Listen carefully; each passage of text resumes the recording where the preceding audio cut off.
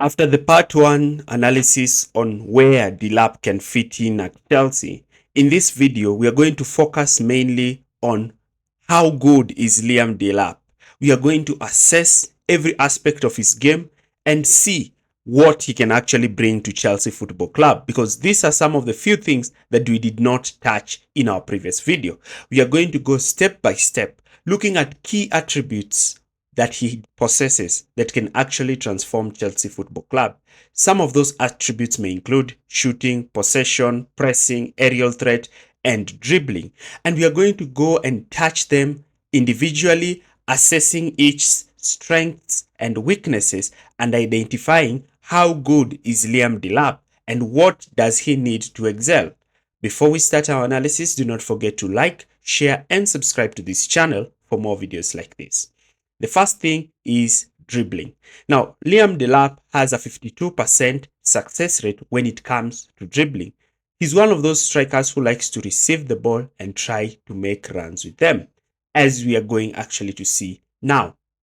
Now, when you look at this clip, you can see Liam Delap has received the ball, plays the ball ahead of the defender, and is immediately running, attempting to create a chance for himself. And Liam Delap to be the one to be making runs and looking to try and take on the defense and try to create spaces for his other teammates. Because of this, Liam Delap is so powerful with the way he receives the ball and he likes to dribble, using his physicality to shield waves of ball progression. Let's look at his second attribute, and that is his shooting. So we know that he has played for Ipswich, but he's had a conversion rate of 18%, which is better than Jackson, which is 15%, and a shooting accuracy of 53%, meaning every shot that he makes, 53%, over half of it is a shot on target. And factoring this, is a player who has been playing for a club like Ipswich. One thing I like about him is his power. Liam Delap strikes the ball similar to what Lampard used to do. I like that. His power. If it is his penalty, it is strong. Strong. You remember those Frank Lampard penalties? That is what I like about Delap. His shooting power is so powerful. He will not be the one who will be making those strong shots. And that is one thing that makes me so happy about him. And also his poacherness in the box. These are some of the things that we've been crying out as Chelsea fans, that we just need a striker who's able to shoot. And the one thing that I want is a striker who's able to be powerful when it comes to shooting. Sometimes I've always said that goalkeepers might even get scared when they are seeing a striker like this, because this is a striker who's more likely to have that power in terms of his shot.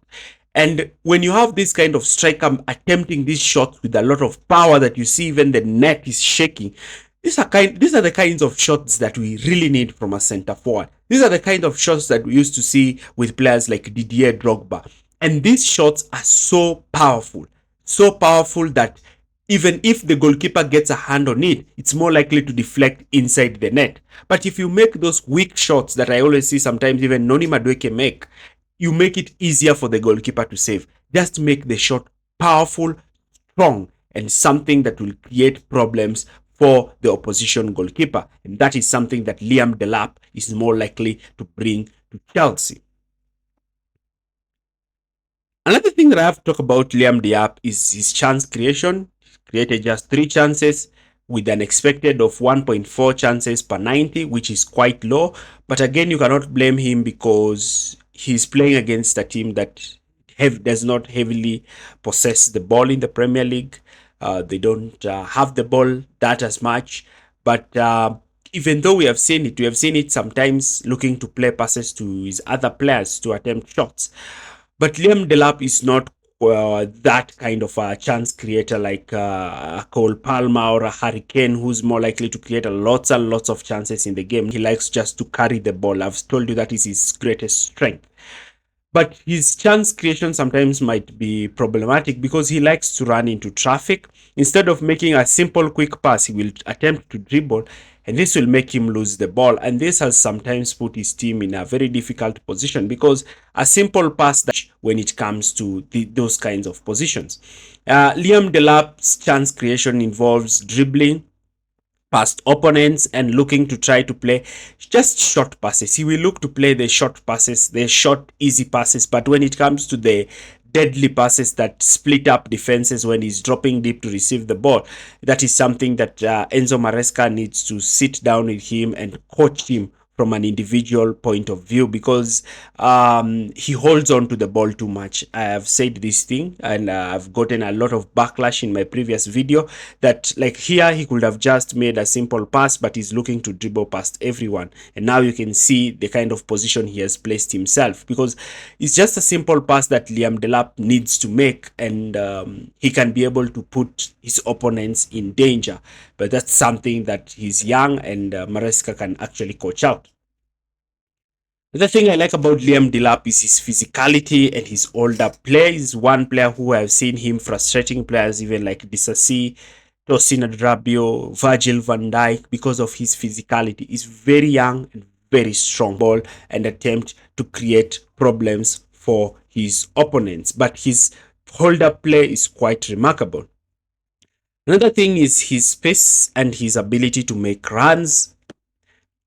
This is something that he will really require at Chelsea, because I've told you that at Chelsea, uh, he will find sometimes when Chelsea are looking to counter attack, and his pace will be very important, because Maresca has adapted his game recently and is looking to even go more direct with the ball, and having a striker who's willing to actually make those runs. And one thing about Delap, unlike Chelsea's game, when it now his aerial threat, this is something that Chelsea have lacked heavily with Nicholas Jackson, and this is also something they're going to try, and they're not going to succeed with Delap, because Delap was also quite young and his heading is not quite the best. Delap, though being so tall, receive that ball and look to head it inside the box. No, that's not what Delap does. So Delap is more he will attack with his shooting boots. Now, box threat, I might say that Delap has that old traditional center forward awareness inside the box, as something that Nicholas Jackson has lacked, heavily lacked in this department. But Liam Delap is more likely to give Jackson such kinds of things, because one thing that you automatically notice about Liam Delap is that his positioning inside the box is quite remarkable. He's more likely to receive the ball in a very good position where he can actually score goals. He knows when to position himself between center backs, where to take up positions between center backs and full backs. His awareness inside the box, his ability to anticipate space and capitalize on that space so that he can benefit from cutbacks. And Chelsea, a team that has a lot of touches close to the opposition box, Liam Delap being a poacher in this kind of area will make him improve his goal outputs. The crosses from deep, he knows how to make runs and actually position himself to score those goals. And these are some things that Jackson has really lacked in his game, especially those crosses from Pedro Neto. Now, if you have a striker who's very present inside the box, then you're more likely to have this kind of threat inside the box and actually improve the player's overall performance. Now, a lot has been said about Liam Delap, and one thing that I also have to add on about him is that he's very agile, he's very young, so he has a lot of work to do on himself, especially in the aerial department, in his passing department, because at Chelsea are playing fluid possession, positional play football. So he needs to know how to link up with players around him. Liam Delap's pace will be very important, especially to Maresca's change of tactics. That is, Maresca attempting to go long nowadays and going more direct.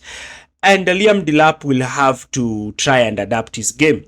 Unlike in Ipswich Town, at Chelsea is going to play against a team that has the ball a lot. And because he heavily relies on transition, this might actually affect his overall gameplay. That can actually make his numbers drop. But if he can improve his ability to be very present inside the box And also his link-up play, that might be something that is so good. He needs to improve his link-up play, especially closer to the box, because he will be having to play these quick 1-2 touches with players such as Palmer and Fernandez in those half-space positions. What do you think? Do you agree with my analysis on Liam Delap? If you have a question or a comment, leave it in the comment section area below. Do not forget to like, share, and subscribe. Thanks for watching, and see you in our next video. Bye.